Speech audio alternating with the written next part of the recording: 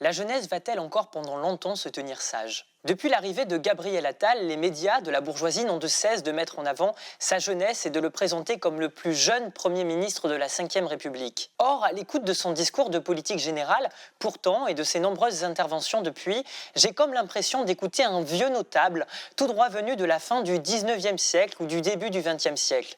Exécutant très zélé, il tente de vendre au pays, et notamment à la jeunesse, de vieilles obsessions du camp réactionnaire que nous étions nombreux à penser révolues. Je pense notamment à l'annonce de la généralisation du port de l'uniforme, ainsi qu'à celle du service national universel obligatoire à partir de la rentrée scolaire de 2026. Mais nous pourrions également évoquer sa volonté de créer des travaux d'intérêt éducatif sur le modèle des travaux d'intérêt général pour les jeunes de moins de 16 ans. Dispositif visant à répondre, selon lui, aux émeutes de l'été 2023 qui trouveraient, au dire du président de la République, leur source dans l'oisiveté des jeunes habitants des quartiers populaires, au lieu de reconnaître que la source de ces émeutes était l'expression plus que légitime d'une colère profonde face au fait qu'un policier tue de sang-froid un jeune âgé de 17 ans le mardi 27 juin 2023. Il s'appelait Naël et nous ne l'oublions pas. Nous ne vous laisserons pas dire que ces émeutes ont une autre source que l'injustice de cet événement. Gabriel Attal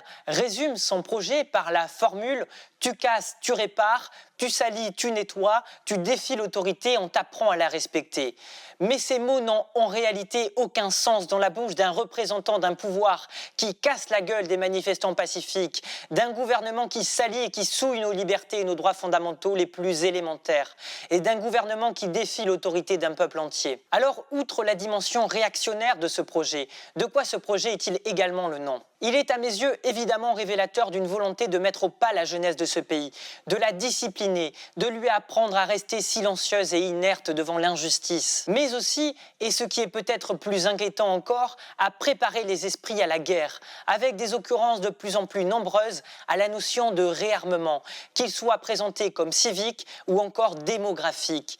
Avec le vote l'an dernier d'une augmentation de 413 milliards d'euros sur 7 ans du budget des armées, plus importante hausse depuis les années 1960. Toujours dans cette même logique belliqueuse, le chancelier allemand a récemment déclaré en parlant des pays membres de l'UE que, je cite, « Nous devons abandonner l'industrie manufacturière pour nous tourner vers la production d'armements à grande échelle » et qu'il s'agit d'une nécessité urgente car aussi dure que soit cette réalité, nous ne vivons pas selon lui en temps de paix. Peu de temps après, le député européen Raphaël Glucksmann, tête de liste du Parti socialiste aux élections européennes, souvent surnommé comme étant le nouveau Macron, a lui aussi déclaré que la France devait passer en mode économie de guerre. Alors nous, jeunesse de France, nous voulons dire à Monsieur Macron et à tous ses copains qui s'imaginent déjà en chef de guerre que nous refusons leur frénésie belliqueuse. Nous leur disons clairement que nous ne voulons pas la guerre, que la seule guerre qui vaille, c'est celle contre la misère